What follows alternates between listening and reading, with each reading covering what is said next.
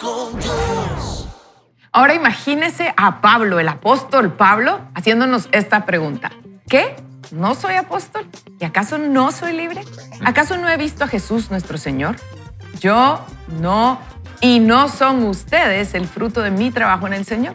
Tal vez otros no me consideren apóstol, pero para ustedes sí lo soy, porque ustedes son el sello de mi apostolado en el Señor. Mi defensa contra los que acusan es la siguiente. ¿Acaso nosotros no tenemos derecho a comer y beber? ¿Acaso no tenemos derecho a traer con nosotros a una esposa creyente como lo hacen los otros apóstoles y Cefas y los hermanos del Señor? ¿O que solo Bernabé y yo estamos obligados a trabajar? ¿Qué soldado presta servicio a expensas de su propio recurso? ¿Quién planta una viña y no come de sus uvas?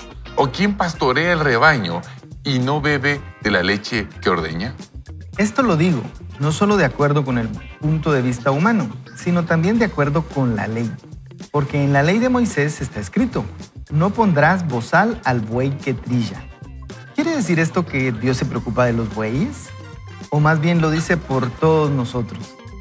En realidad, esto se escribió por nosotros, porque tanto el que ara como el que trilla deben hacerlo con la esperanza de recibir su parte de la cosecha. ¿A la vista esa pronunciación? El que trilla. Sí. No, hombre, qué nivel, no, la verdad. No, pero quiero pausar en eso porque ha tomado eso que dijiste ahorita porque se pone uno a pensar cómo la Biblia dice eso. ¿Lo hace por razón del buey o realmente lo hace por razón de nosotros, verdad? O sea, como que dice, ustedes están escuchando, pero oigan bien por qué Dios lo está diciendo, ¿verdad? Y en el versículo 11 dice, si nosotros sembramos entre ustedes lo espiritual, ¿será mucho pedir que cosechemos de ustedes lo material?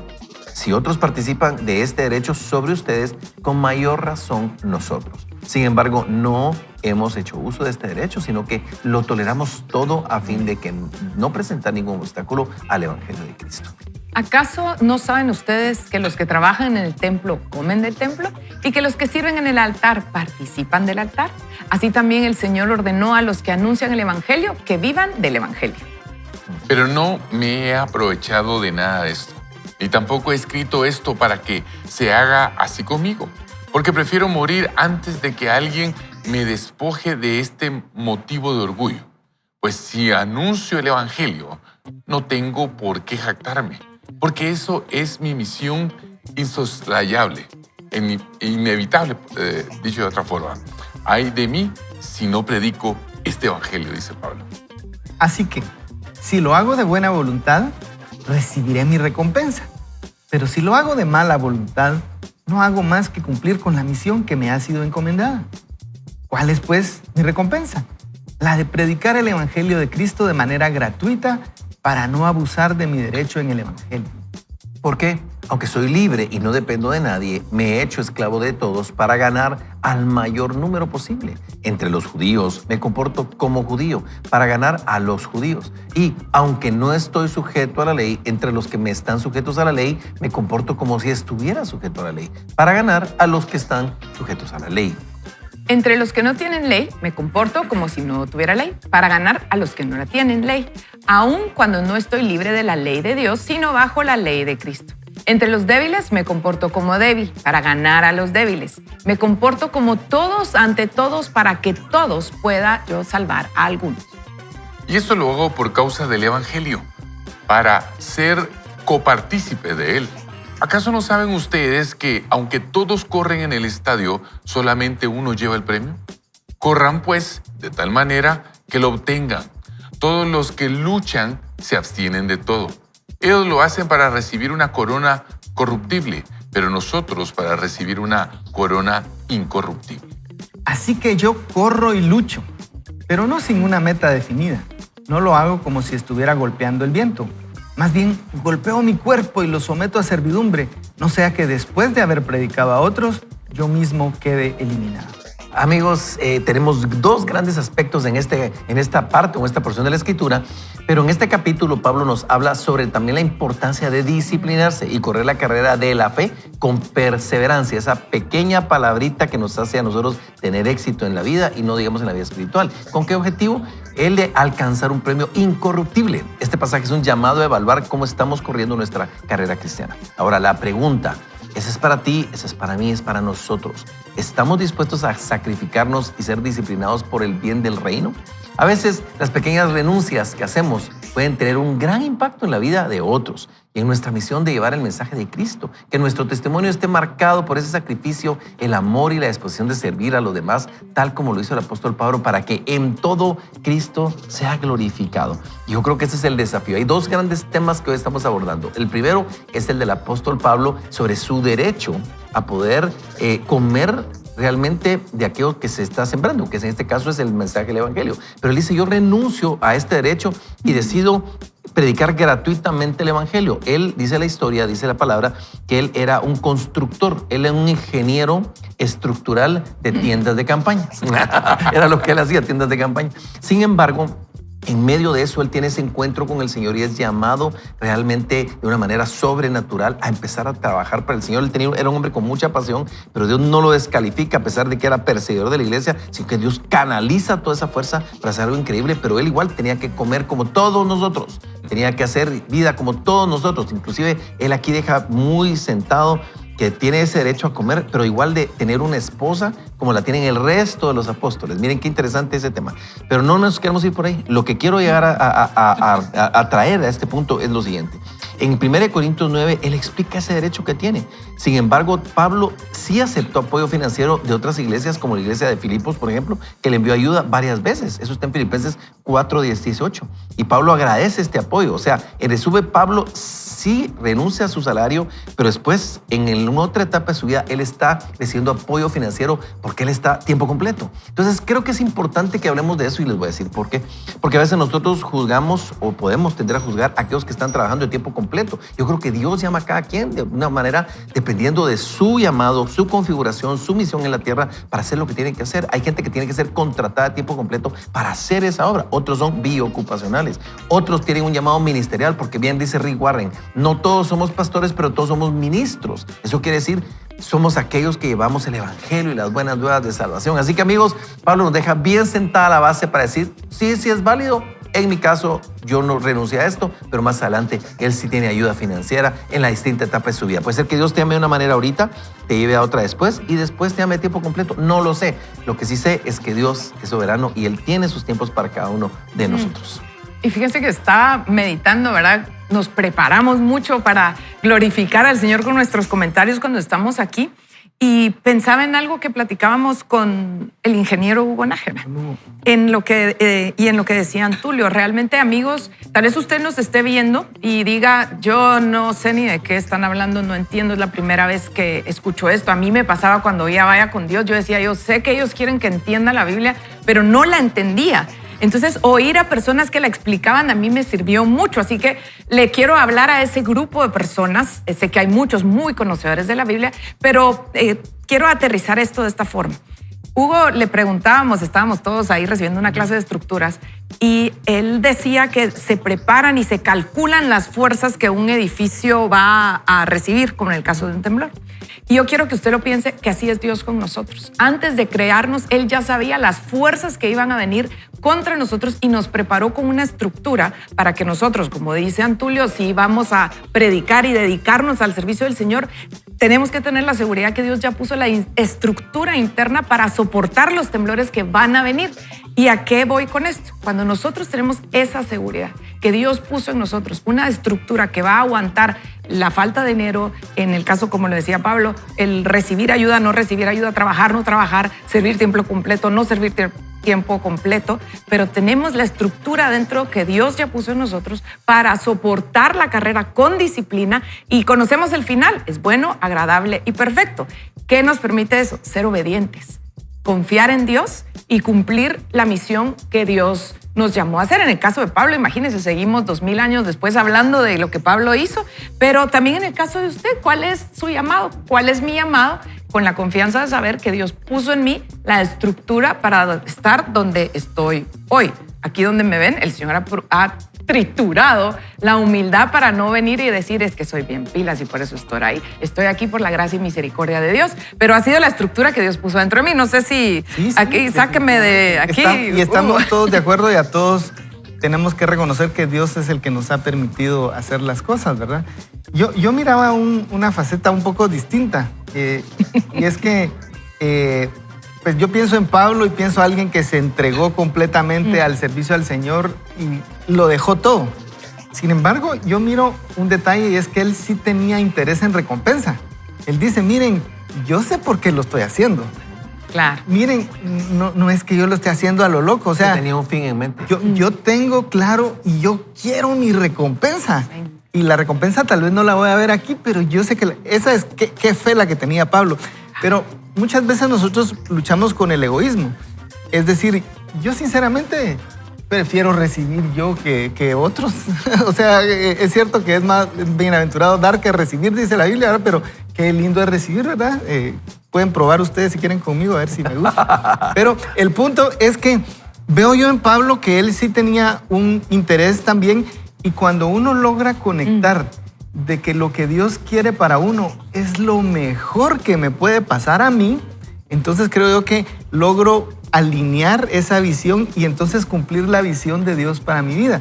Veo yo realmente admirable cómo lo veía Pablo como que fuera algo tan real, pero en la realidad nuestra que vivimos a veces las cosas no se ven tan claras, y yo supongo que en la de él tampoco era tan claro. Lo vemos claro cuando él escribe, pero seguramente con tantos problemas, con tantas dificultades, no era claro en sus circunstancias. Así que creo que una de las claves que podemos ver es que cuando alineamos que lo que Dios tiene para nosotros es lo mejor porque Él es bueno, Él vino para destruir las obras del enemigo. El enemigo no vino sino para robar, matar, a destruir, pero el Señor Jesús vino para que tengamos vida y vida en abundancia. Y eso sí me llama la atención. Y entonces yo creo que Pablo entendió y él dijo, yo quiero ir y voy a tener toda la disciplina. No es solo de aguantarme, sino de saber que algo bueno viene con eso. Qué bonito. Y creo que todo tiene que ver con la identidad, amigos, porque si una de las cosas que Pablo entendía perfectamente era quién era él en Cristo. Y lo hace palpable y lo pone en blanco y negro en los primeros capítulos, en los primeros versículos del capítulo 9, y él defiende su apostolado. Él dice, yo soy un enviado, yo soy el mensajero de Dios y yo debería de recibir, ¿verdad? Pero no voy a usar ese derecho para que me den. Y me gusta mucho, bueno, yo por mucho tiempo luché y divagué en mis pensamientos con respecto al ser un pastor biocupacional o un pastor tiempo completo, y en mi mente estaba cuando llegue a ser un pastor de tiempo completo o cuando tenga la oportunidad de. Y quiero decirles, por 25 años trabajé en el sistema financiero en Guatemala, y después el Señor me llama a estar más dedicado a su obra. Pero en medio de esos dos mundos, yo entendí que la provisión viene de la misma fuente. Lo que pasa es que antes me pagaba un banco y ahora me paga un ministerio, una iglesia. Pero al final de cuentas, la provisión viene del mismo lugar. El canal que Dios utilice para bendecirnos, eso está en manos de Él. Y Pablo se ve en algunos momentos de su vida haciendo carpas. Y cualquiera podría decir, no hombre, pero ¿cómo es posible que el apóstol Pablo pudiera estar haciendo carpas? Lo que pasa es que seguramente los recursos faltaban, pero el ministerio tenía que seguir. Y entonces él decide, juntamente con otros, comenzar a construir carpas. También habla en una parte del libro de los Hechos que alquila una casa para poder predicar. Es decir, los recursos económicos necesitan estar de una u otra manera. ¿Cómo van a venir? Tal vez para muchos de ustedes vienen a través de una empresa transnacional que les paga o una empresa nacional, no sé. Pero al final de cuentas, quiero decir esto y quiero que se quede. Y dicho esto, quiero decirles que todos estamos a tiempo completo. Todos vivimos a tiempo completo para el Señor. Y ese debe ser nuestro pensamiento siempre. Quien nos pague, eso es secundario. Pero nuestra construcción de ministerio, lo que hacemos para el Señor, debemos de hacerlo como que estuviéramos tiempo completo. Y eso, cuando lo entendemos de esa manera, vivimos felices. ¿verdad? Porque si nos provee alguien ministerialmente o lo hace alguien secularmente, eso no importa, eso es secundario. Es cuando el Señor nos tiene un llamado. Y creo que ahí es donde necesitamos aterrizar nuestros pensamientos. ¿Quién soy yo en Cristo? Y la etapa que estás viviendo, ¿verdad? Claro. Creo que las distintas etapas, de hecho, en el versículo 24 dice, ¿acaso no saben ustedes que aunque todos corren en el estadio, solamente uno se lleva el premio? Corran pues, de tal manera que lo obtengan. Todos luchan, todos los que luchan se abstienen de todo. Ellos lo hacen para recibir una corona corruptible, pero nosotros, aquí nos mete a todos, ¿verdad? Lo que vos decías, al final todos somos llamados, pero nosotros para recibir una corona incorruptible. Y yo creo que al oírle el comentario a mis amigos y recapacitando lo que sea, mi querido Hugo, que Hugo siempre me estira la mente con un, no sé cómo, con un lecanche, dirían, ¿verdad? Así me estira la mente. Entonces me ponía a pensar, ¿qué altruistas queremos ser a veces nosotros? Decir, no, yo lo hago porque quiero servir y lo que sea. Pero hay un anhelo de recibir una remuneración de alguna manera, pero Pablo la tiene pero claro, demasiado clara. Él la tiene. Él va tras una corona que es incorruptible. Entonces él dice, sí, tengo que cumplir con los presupuestos, tengo que predicar el evangelio, alquilo una casa por aquí, antes hacía tiendas, ahora me envían unas ofrendas, pero yo estoy trabajando y hago lo que hago y me desgasto y me van a enterrar vacío porque lo dejé todo aquí, porque tengo en mente una sola cosa. ¿Y cuál es? Recibir la corona incorruptible. ¿Por qué? Porque eso es a lo que Dios me llamó y por eso entonces tengo ese temor de no ser yo mismo eliminado por no haber cumplido lo que tenía que cumplir. Pero amigos, ese es el desafío para el día de hoy. Independientemente de tu llamado, tú eres ministro de Dios. Si tú tienes a Cristo en tu corazón, tienes un llamado de Dios a hacer lo que Dios te llamó a hacer por diseño, pero sobre todo con el fin en mente. Eso es lo más importante. Y hoy quiero que oremos para pedirle al Señor que nos ayude no solamente tal vez a entender lo que Él quiere hablarnos, pero lo que la Escritura nos está diciendo el día de hoy también, y creo que eso es fundamental. Así que, Sergio, ¿por qué no nos ayudas con una oración? Oremos, por favor? sí. Padre Celestial, no queremos extraviarnos en nuestros pensamientos, Señor, pensando de dónde vienen nuestros recursos, Señor. Hoy queremos entender que los recursos vienen de ti. Todo lo que tenemos proviene de ti. ¿Quién nos lo entrega? Tú vas a utilizar los canales correctos para hacerlo, Señor. Pero hoy queremos fortalecer nuestra identidad en ti, entender que somos hijos amados tuyos y que tú nos has llamado a cumplir un propósito en este mundo. Y hoy de todo corazón te pedimos que nos ayudes a cumplir ese propósito y a revelar tu misión en medio de este mundo. En el nombre de Jesús. Amén y amén. Confiar y obedecer. Ese es el tema del día de hoy. Vamos a ir a hacer un pequeño corte comercial. Los amigos, volvemos después de este corte. Veamos. Tus días están escritos por la mano de Dios. En Él no existen las casualidades. Tienes un propósito divino, porque tu vida es parte de la gran historia. Y bueno, ahora vamos con la lectura del día de hoy, la historia de José y María. Después de 400 años de sepulcral silencio, el pueblo de Dios había dejado de pensar en volver a escuchar su voz. Atrás quedaron los días en que el Creador hablaba con sus amados en el huerto, o desde lo alto del monte Sinaí en truenos y relámpagos, o en la zarza ardiente que no se consumía, o por medio de sus siervos los profetas, o en sueños y visiones. Todo eso no parecía más que una historia tipo Érase una vez. Érase una vez. Y ahora no había nada. Ni siquiera una voz suave y apacible. Ningún ser humano vivo conocía a alguien que conociera a alguien que alguna vez hubiera escuchado hablar de Dios. ¿Qué había pasado entonces de todas las promesas de Dios de que la cabeza de la serpiente sería aplastada y que el desierto se convertiría en un lugar productivo? ¿Qué pasó con lo prometido de que todo opresor injusto sería juzgado, que los pecados de su pueblo serían perdonados, que sus corazones de piedra se convertirían en corazones de carne y que ellos se convertirían en luz para las naciones? ¿Y qué hay de su promesa de enviar un ungido, un Mesías? Enviado a predicar buenas nuevas a los abatidos, a vendar a los quebrantados de corazón, a publicar libertad a los cautivos y a los presos apertura de la cárcel, a consolar a todos los enlutados. Esto lo encontramos en Isaías capítulo 61, 1, 2.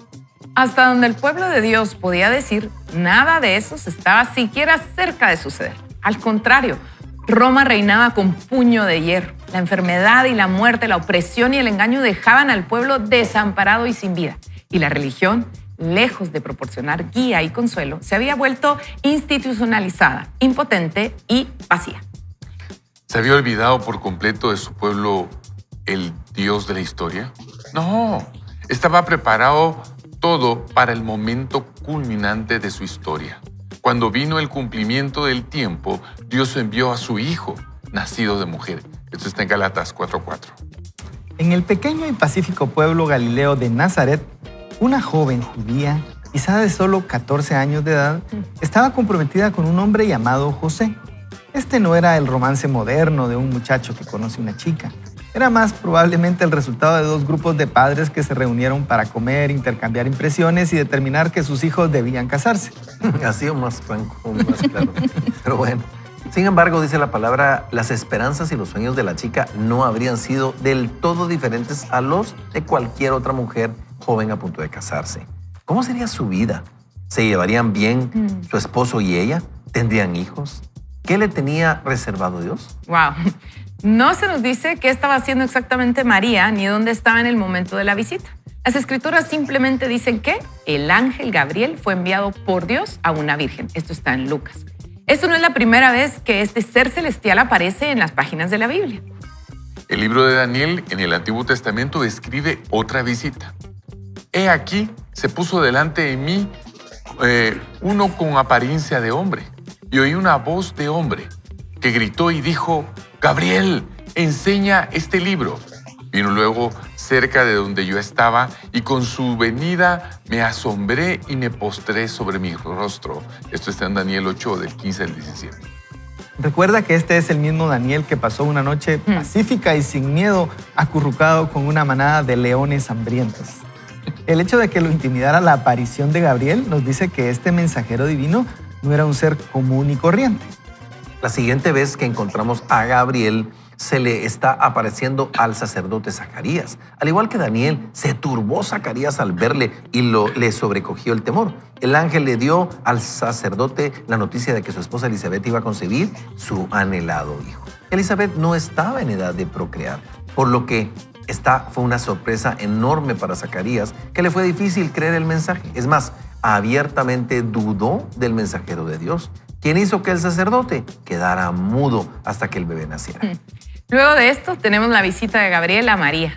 Teniendo en cuenta lo que ya sabemos de esta impotente criatura, es de extrañar que María hubiera tenido miedo, pero al instante el ángel intentó calmarla y asegurarle que Dios tenía una misión extraordinaria para su vida. María, no temas, porque has hallado gracia delante de Dios. Y ahora concebirás en tu vientre y darás a luz un hijo, y llamarás su nombre Jesús. Este será grande y será llamado el Hijo del Altísimo. En Lucas 1:30-32 lo relata. Qué sorprendente mensaje, nos dice la autora. Pero igual de sorprendente fue la respuesta de María. En ese momento, esta jovencita no se aferró al guión que habría supuesto que sería suyo, permitiendo que Dios escribiera su historia en el blog de su vida. La respuesta de María ante esta asombrosa noticia fue simple, humilde y confiada. He aquí la sierva del Señor, hágase conmigo conforme a tu palabra. Y esto María lo dice en Lucas 1:38. Sí, Señor, fue su respuesta. ¿Qué otra respuesta es apropiada cuando el Dios del universo habla? ¿Qué otra respuesta? Me encanta. Cuando Él dice, quiero usarte como parte de mi plan redentor en la tierra, cuando nos pide que dejemos a un lado nuestros planes y sueños por el bien de su reino, cuando nos asigna una tarea que está mucho más allá de nuestra capacidad humana, nuestra respuesta debe de ser, sí, Señor. Sí, Señor. Mientras tanto, José, un simple carpintero, acababa de quedar sorprendido por la noticia que su prometida María estaba embarazada.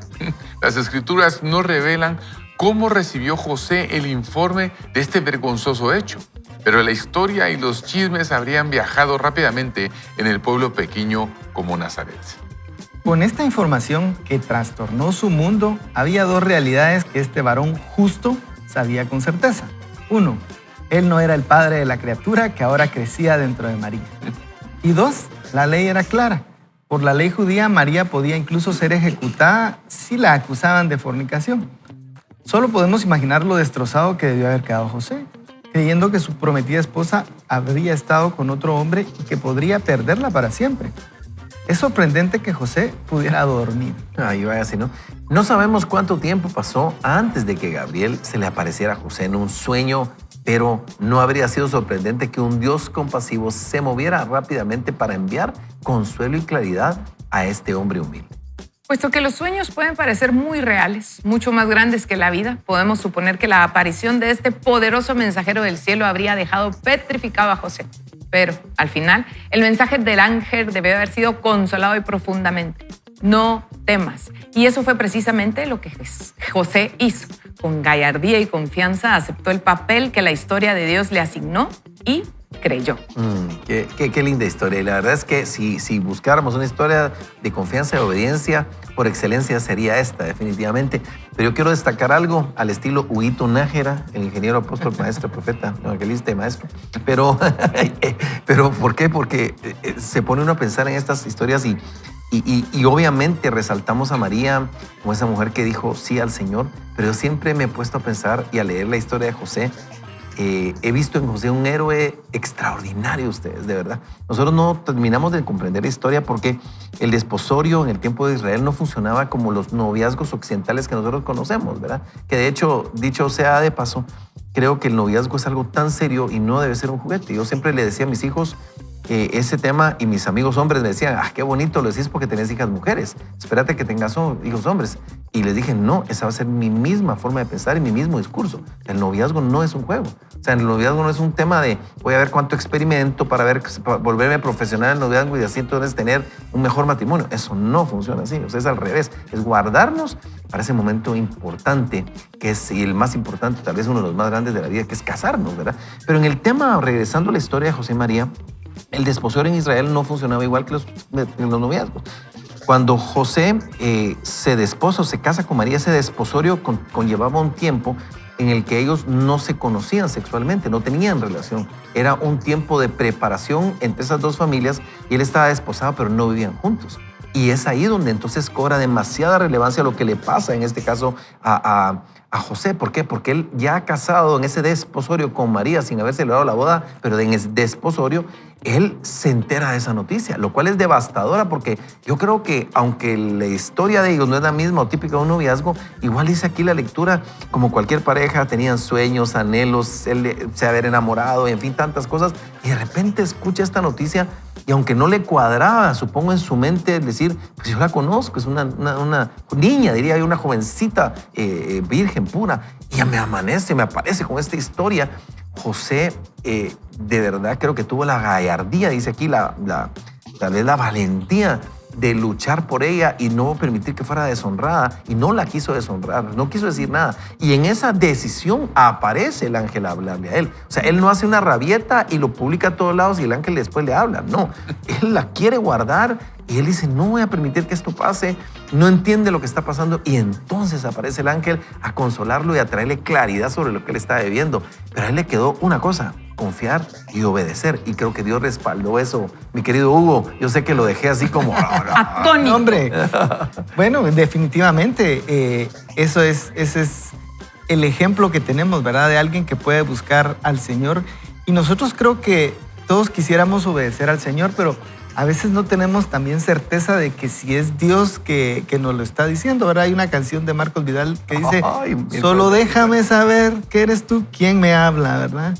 Y cuando uno pudiera tener esa certeza, y creo que parte de lo que nosotros motivamos aquí en Vaya con Dios es que busquemos qué es lo que Dios nos quiere decir, ¿verdad? Que le busquemos en oración y le podemos escuchar a Dios de muchas maneras, porque uno quisiera que viniera el ángel Gabriel a hablarnos a cada uno para tener así de claridad, ¿verdad? Y uno que me diga, no temas, vas a pasar por esto. Es a la derecha, no a la izquierda. Es a la izquierda. Pero tenemos muchos recursos. Qué bueno que usted está escuchando Vaya con Dios. Creo que se puede inspirar en algo que oigamos del Señor o de los autores que leemos. Pero también podemos escuchar prédicas, podemos leer libros. Dios nos puede hablar a través de un amigo, a través de una circunstancia. Dios habla de muchas formas, de muchas maneras. Y creo que nosotros, si estamos conectados con el Señor, el Espíritu Santo nos puede decir, préstale atención a esto, ¿verdad? Y cuando tengamos esa certeza creo que nos será más fácil, ¿verdad? Como tal vez le fue no tan fácil a José y a María, o tal vez sí. Tal vez ellos tuvieron la certeza más fácilmente, ¿verdad? Sí, fíjense que aquí yo traía otras notas, pero quiero seguir en la línea que decía Hugo. Cuando uno tiene la oportunidad de tirarse de parapente, que es crearse era con un instructor adelante, uno no sabe, yo me tiré de parapente y uno no sabe, yo no sé volar con paracaídas, pero el instructor sí. Pero hay un momento que es en la línea que Hugo decía, donde uno de inexperto tiene que correr hacia el precipicio y dar es un paso el que uno da y parece segundos, pero si usted da ese paso en falso, no estaría yo aquí presente. Entonces, cuando uno logra dar el paso, el parapente despega y uno vuela literalmente. Lo que quiero decirte es que, así como Pablo, así como José y María, hay un momento que Dios nos deja un compás de espera y dice, ok, ¿qué vas a decidir? Porque nosotros no somos títeres de Dios. Dios nos da libre albedrío, Dios nos da la libertad de decidir creer o no creer. Y pienso en la analogía del parapente. Tiene que son milésimas de segundo en la cual uno decide, ahí te voy, Señor. Y creo que esto es lo que estos dos jovencitos, tengo una hija de 14 años y no puedo ni imaginar lo que mi hija haría en una situación así, pero sé que en el nombre del Señor Jesús, lo que Dios ha puesto en su corazón le daría la valentía para decirle, sí, Señor. Y de eso se trata este programa, ¿verdad? De darnos las herramientas para que cuando vengan esas decisiones nosotros le digamos, sí, Señor, doy ese salto de fe y ahí te voy a creer lo que tú has dicho, lo que tú dices, quién tú eres y entonces podemos confiar. Si pudiéramos resumir en 2 palabras todo esto que estamos hablando, es emocionante y aterrador. Es una cosa, es como, sí quiero, pero... Me gusta, pero me asusta. Eso. Yo pensé no quería decir en televisión, pero bueno, ya que lo dijiste, pero... ¿Saben? Recibir... Sí, es emocionante y aterrador, es que tiene esas 2 mezclas, ¿verdad? Y recibir las noticias, lo que ocurrió en aquel tiempo, pues lo hace saber un ángel. Pero fíjense que estamos en un nuevo tiempo en donde los ángeles ya no se aparecen como quisiéramos. Dios decidió ya no enviar a ángeles a hablarnos. Decidió Él hablarnos particularmente a través del Espíritu Santo. Y cuando nosotros estamos en medio de las decisiones más importantes de nuestra vida y estamos tratando de saber si es derecha o izquierda, el Señor está ahí. Ya no es el ángel, ya es Él. A través de la persona del Espíritu Santo que nos está diciendo, dice, por más torpe que sea, decía el libro de los profetas, que te digan derecha o izquierda, habrá una voz detrás de ti que te diga, sigue recto, sigue derecho. Y esa es la voz de Dios hoy en medio de nuestras vidas. Una voz que a veces es muy perceptible y a veces sentimos que Dios no nos habla en medio de lo que estamos decidiendo, ¿verdad? Y hay muchas oportunidades en donde yo he estado pidiéndole, Señor, ¿qué es lo que tú quieres que yo haga? Háblame, por favor, porque no me quiero equivocar otra vez, porque la última vez pensé que sí y siempre no. Y entonces, y aquí es donde el tema central de la Biblia y el tema central de lo que estamos hablando, no se trata solo de estar leyendo la Biblia desenfrenadamente o libros y autoayuda, sino es afinar el oído. Nuestra relación con Dios depende de un sentido y es el oído, es escuchar su voz. Y cuando nosotros logramos escuchar su voz, comenzamos a darnos cuenta que hay cosas que Él está hablándonos. Yo, y quiero rápidamente comentar esto, yo tuve una crisis cabalmente en el 2010. Un familiar fallece, me quedo sin trabajo, se vino una crisis en muchas áreas de mi vida. Y entonces yo estaba orando y orando, Señor, háblame, háblame, háblame. Y les puedo decir que fueron por lo menos 3 meses de estar orando, llorando, clamando, pidiéndole, Señor, háblame. Hasta que al fin escuché una voz que me decía, ya no me pidas que te hable, porque yo te he estado hablando, pero tú no me escuchas. Wow. El problema no está en mí, está en ti. Tienes tanto temor, tienes tanto afán que tus sentidos están agotados, están empañados, ¿cómo decirlo? Sí, no me logras escuchar. Entonces tienes que cambiar tu oración y tienes que pedirme, Señor, abre mis oídos. Quiero escuchar tu voz. Y cuando yo comencé a orar así, Entonces comencé a recibir la revelación de parte del Señor. Pero Dios había estado hablando. El libro de Job dice que por lo menos nos habla 2 veces al día. Y entonces todos estamos recibiendo información de parte del Señor todo el tiempo. Pero yo no lo escucho, sí, porque estamos tan angustiados, atemorizados. Por eso me encanta esta parte, porque es la forma de José y de María de decir, ellos dijeron, no temas. Siempre se aparece el ángel diciéndoles, no temas.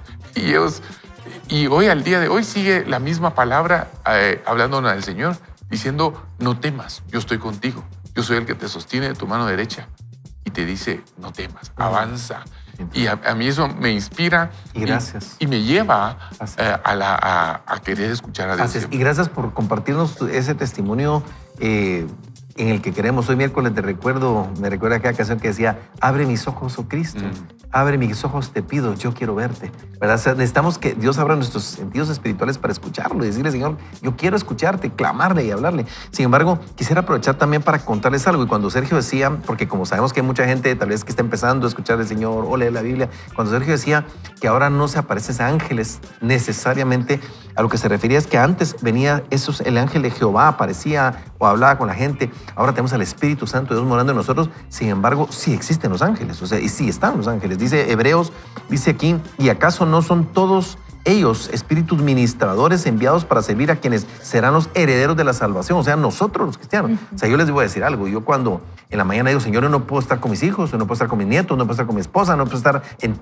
las 24 horas. Pero en el nombre de Jesús envía ángeles que los protejan y que los guarden, por ejemplo. O sea, uno tiene esa fe y sí creemos que pueden estar ahí. Y de hecho, dice también la palabra, y no algunos sin saberlo hospedaron ángeles. Imagínense, eso, Nuevo Testamento. Ahora, ¿a qué quiero llegar con esto? Que si bien es cierto, sí existen ángeles, tenemos un Espíritu Santo de Dios, que es el que Sergio está haciendo tal vez referencia ahorita, al que le podemos decir, Señor, guíanos, háblanos. Fíjense que les quiero contar un testimonio. Ronnie anoche estaba compartiendo un servicio que se llama Habitación, que es buscar más del Señor, y él decía, cómo muchas veces nosotros cuando... Así como los leprosos, que Dios les dice, ¿sabes qué? Vayan y muéstrense a los sacerdotes.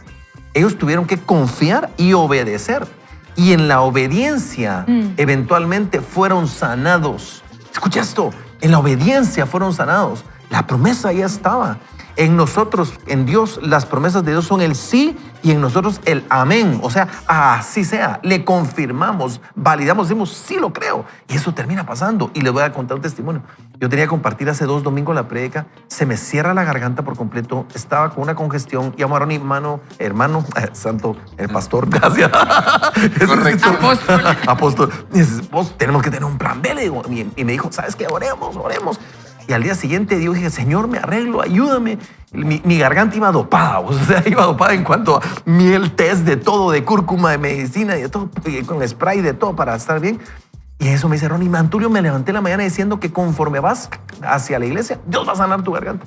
Y miren ustedes, yo no sé cómo, pero logré predicar. Y para mí fue consecuencia de la obediencia. Decir, bueno, yo creo que va a pasar. Y yo viví lo que le pasó a estos leprosos. En el camino fueron sanados. Y Ronnie decía anoche algo que me voló la cabeza. Y era, no sabemos si fueron, porque no lo registra la Escritura, fueron sanados de inmediato o al llegar con los sacerdotes. No lo sabemos. Solo sabemos que Jesús les dijo, vayan y preséntense. Y yo deduzco que conforme ellos fueron caminando, porque eran inmundos, iban diciendo inmundos.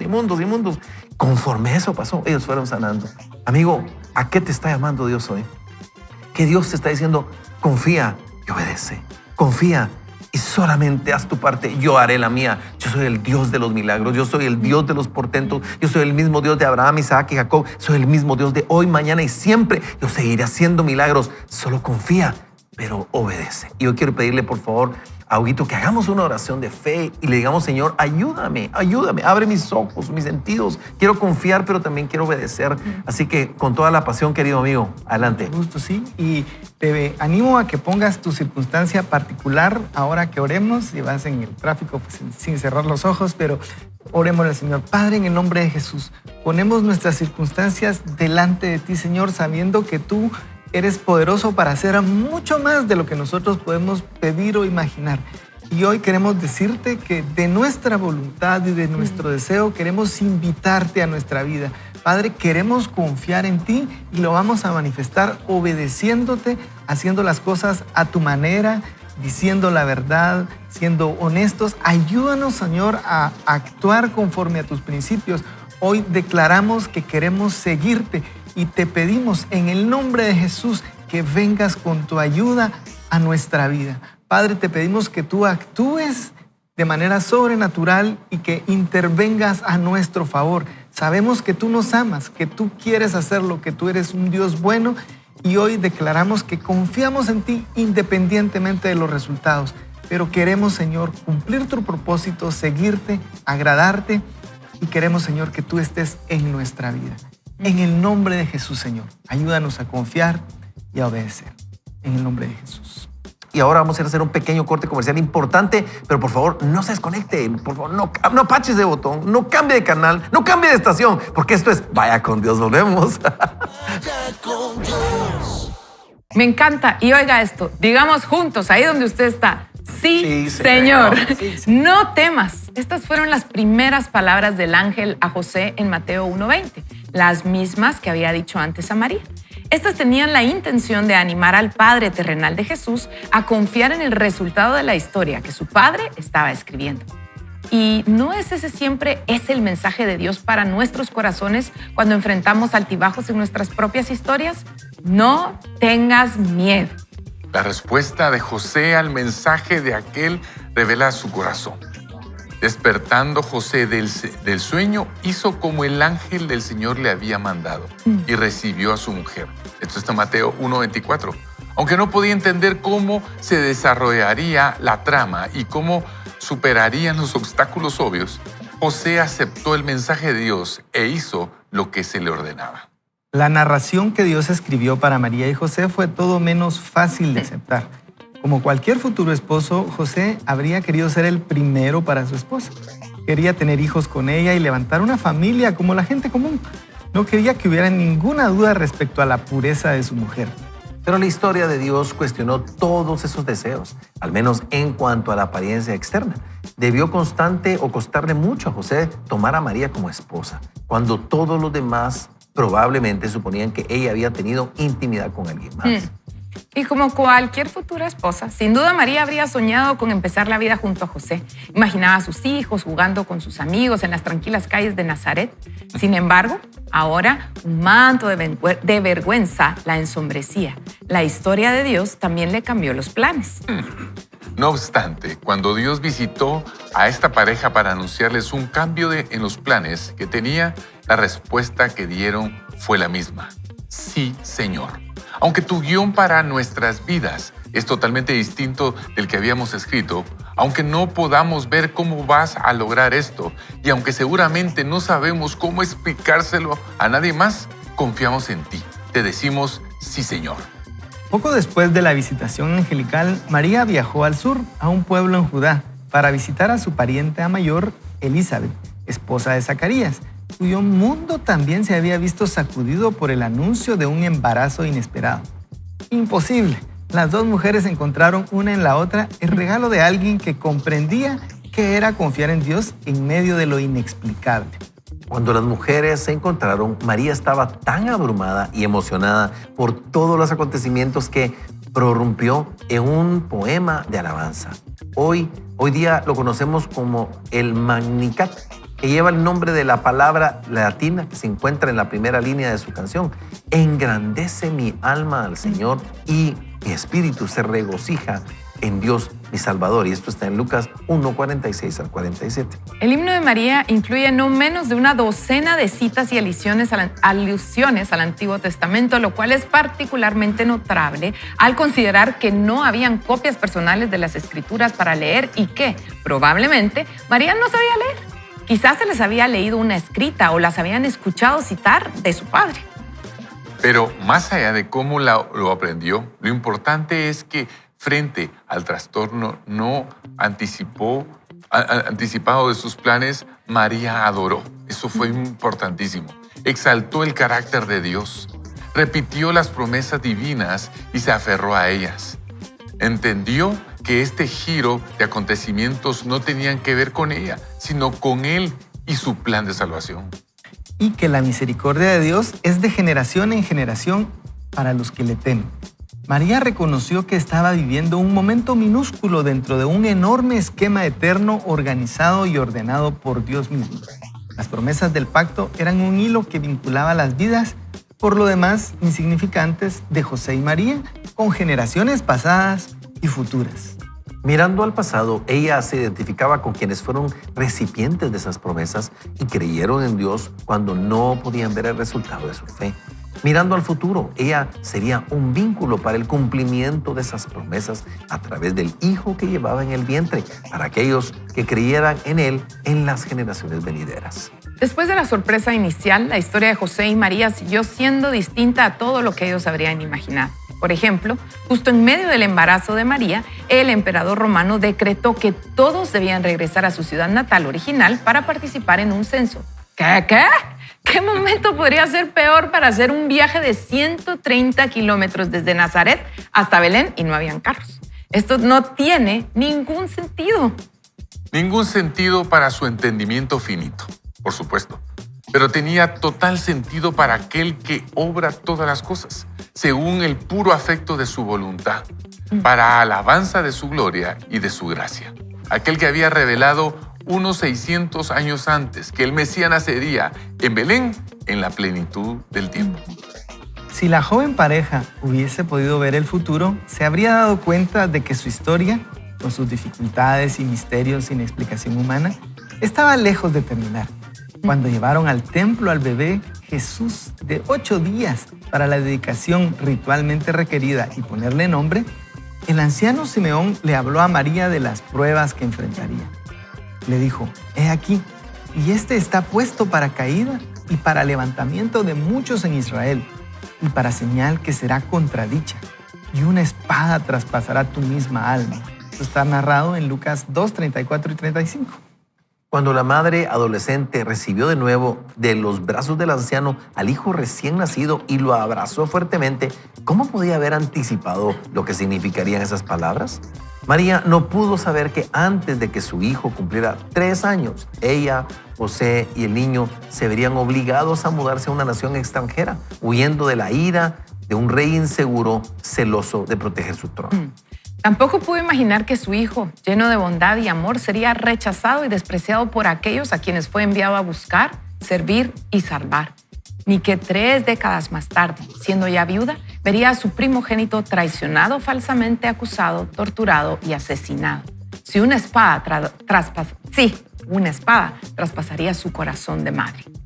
Sin embargo, aunque María no conocía los giros específicos que tomaría su historia, esta joven mujer judía entendió que su vida se conectaba con una historia mucho más grande que el Dios de la historia estaba escribiendo. Cuando el Espíritu Santo vino sobre ella, comprendió de alguna forma que no era la protagonista, sino parte de una obra maestra que Dios escribía para mostrar su gloria. La salvación de los que creen en el juicio de los que serán rechazados. Confiar y obedecer. Esa fue la respuesta ejemplar tanto de José como de María al desarrollo de la historia que Dios escribía en sus vidas. Escucharon la voz divina. No sabían, como tampoco nosotros, lo que les depararía el futuro, pero su confianza en aquel que lo controla es incuestionable. Por tanto, dijeron sí, y al obedecer tuvieron roles fundamentales en la historia mayor que Dios escribió. La historia de esta pareja se vio ante la mirada del registro humano. Desde su sitial en la antigua Nazaret no pudieron haber visto lo que hoy es claro para nosotros, que el bebé que iba a nacer de María dividiría el calendario en AC y DC, que la esperada redención para el pueblo de Dios vendrá a través de este niño, quien era Dios encarnado, el Santo de Israel. La buena nueva del Evangelio envuelta en carne humana, un pedacito de carne. Aquel que vino a redimir y reescribir la historia humana. Y cuando decimos, sí, Señor, a nuestra historia, debemos recordar que el creador del universo está escribiendo una historia mayor. La historia de la humanidad en la que nos ha permitido tener un capítulo escrito para nosotros. Y creo que el libro ya empieza a aterrizar, ¿verdad? Ustedes, cuando dice confía en Dios para escribir tu historia y descubre los misterios de la providencia de Dios, yo me ponía a pensar, esto podría ser un título muy motivador y entonces sí, mi historia, pero te das cuenta, es tu historia en la historia de Dios. Esa pequeña historita en la gran historia de Dios. Y José y María fueron parte de esto. Y yo sí les podría decir una cosa y sin temor a equivocarme, que los que aquí estamos presentes o los que pasamos a lo largo de toda la semana podemos confirmar, podemos atestiguar de alguna manera que el confiar en el Señor, rendirle nuestra vida y decirle, sí, Señor, te recibo en mi corazón, por ejemplo, o sí, Señor, voy a obedecer esto, o sí, Señor, confío y obedezco. Eso no nos va a garantizar que no vamos a tener situaciones difíciles. María y José son el ejemplo perfecto. Todas las historias que vimos de lo que ellos iban a vivir, ellos jamás lo pensaron. Cuando recibieron esa anunciación, jamás pensaron todo lo que iba a venir. No pudieron tener el panorama completo, pero sí dijeron, vamos a obedecer, vamos a confiar, pero vamos a obedecer. ¿Y qué es lo que sí podemos garantizarte? ¿Qué sí podemos decirte nosotros que va a pasar? Que si tú confías y obedeces a Dios, Él va a estar contigo. Porque Él lo dijo, yo estaré con ustedes todos los días de su vida en esta tierra. Y eso es el gran llamado y la respuesta cuando nosotros le decimos a Dios, sí, Señor, sí, Señor. Ese es el desafío que tenemos. Claro que sí. Y usted inició el programa y dijo, Dios, quien sabe el final desde el principio. Y creo que esa es lo emocionante de lo que estamos platicando hoy. El Dios del universo, sea cual sea el llamado que Él te esté dando, muévete, no te muevas, espera, avanza, déjalo, deja el proyecto, deja el trabajo, quédate. Tantas cosas que el Señor puede decirnos de acuerdo al contexto individual. Pero cuando nosotros obedecemos y confiamos, esto es un giro diferente, porque sabemos que entre el día que Dios me da una promesa al día que se cumpla, hay un gran tiempo donde va a haber lo que decía la autora, ¿verdad? María no conocía los giros específicos, pero no tenía un sentido en lo finito, pero tenía total sentido a aquel que es infinito. Y esta es mi aportación.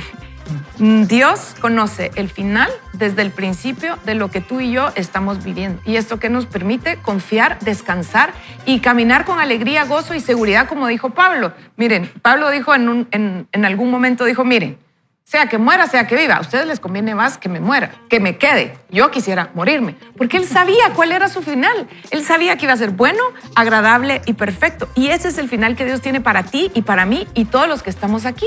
Sea lo que sea que el Señor nos esté pidiendo, aunque tengamos que pasar un momento de trituración, va a ser bueno, agradable y perfecto. Definitivamente. Eso nos ayuda a confiar y a vivir la vida más tranquila, ¿verdad?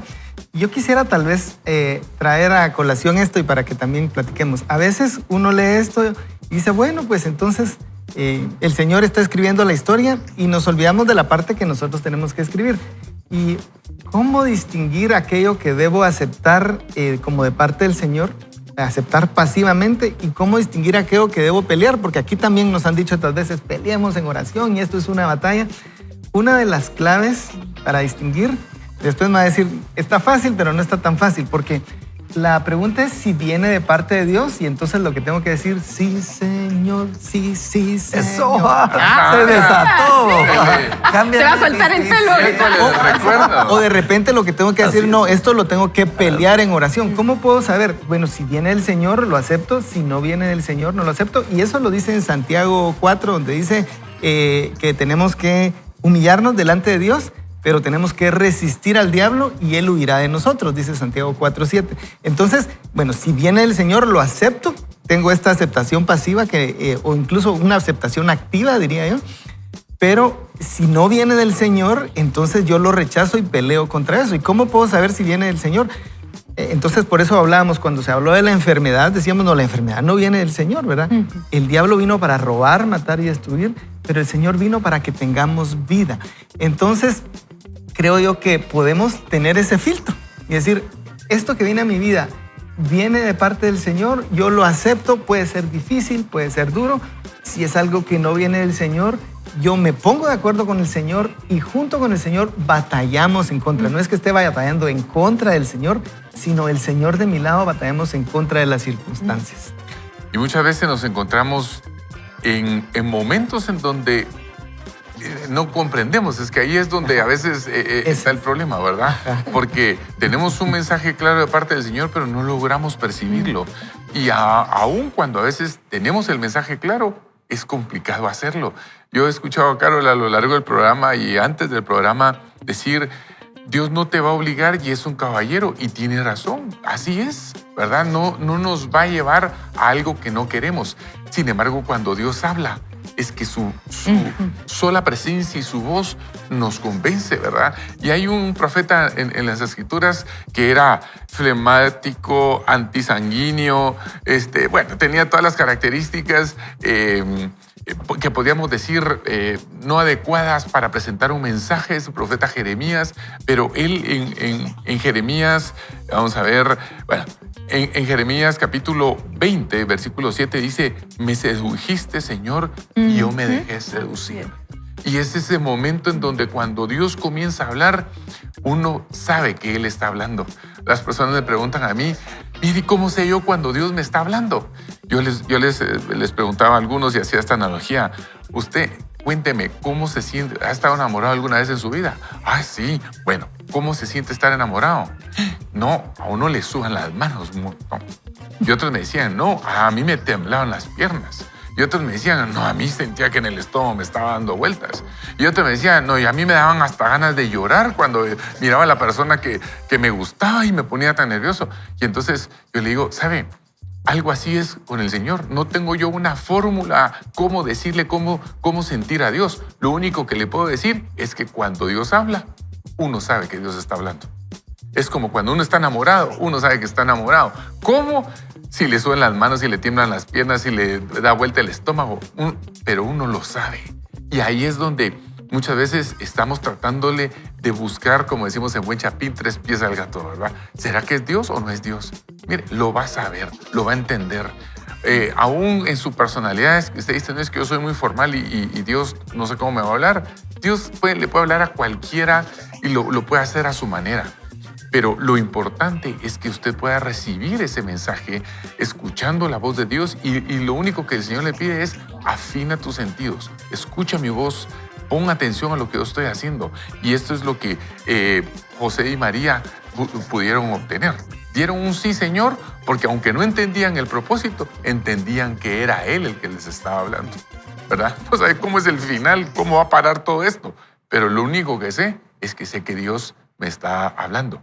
A mí el pastor Ronnie, cada vez que tenemos proyectos y grandes cosas, siempre me pregunta, ¿tenés alguna palabra del Señor que te esté confirmando esto? Y me recuerdo que la primera vez que yo interactué con él en un gran proyecto era para abrir uno de los puntos, que era Punto Roosevelt. Y me decía, pero tenés una palabra que te lo confirme. Y yo decía, Señor, dame una palabra. ¿Cómo?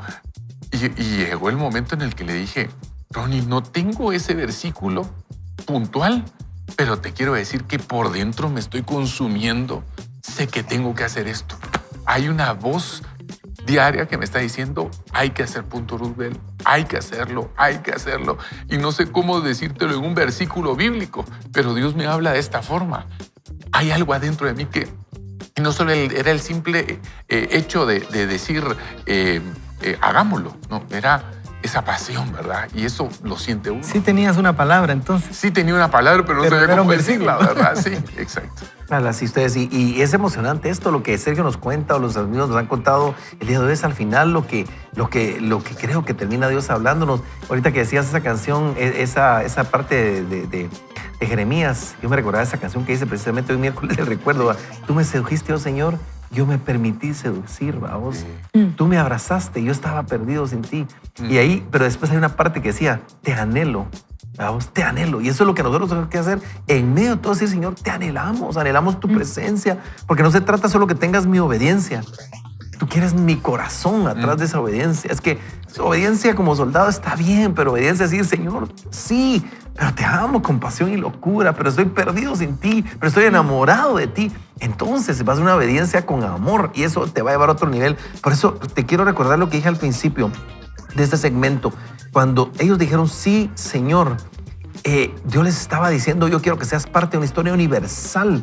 Y hoy nosotros podemos ser parte de esa historia universal. Dios te quiere usar a ti para no sé qué ministerio, no sé qué llamado, no sé qué alcanzar, pero Dios quiere utilizarte por nombre. Y hoy queremos orar por esto. Padre bendito, quiero darte gracias porque sé que tú, Señor, estás hoy demandando de nosotros no solamente confianza, pero obediencia, y obediencia con amor, Señor. Enamorados de ti, diciéndote, Señor, te amamos, te bendecimos, eres el todo para nosotros, y danos la capacidad y la fuerza para confiar en ti, pero también para obedecerte, Señor, sin importar lo que venga, Señor, sin importar aquello que conlleve ese llamado que estás haciendo a nuestras vidas, Señor. Seguros, Padre, de que tú estarás con nosotros todos los días de nuestra vida hasta el fin del mundo, Señor. Esa es nuestra promesa y a eso nos acogemos, Padre. Pon en nosotros esa determinación. Te pedimos todo esto, Señor, en el nombre de tu Hijo amado Jesucristo. Amén y amén. Amigos, el tiempo se nos fue, así como julio muy rápido se nos fue, pero hoy queremos, en nombre de Sergio Leonardo, el tremendo Hugo Nájera, Carol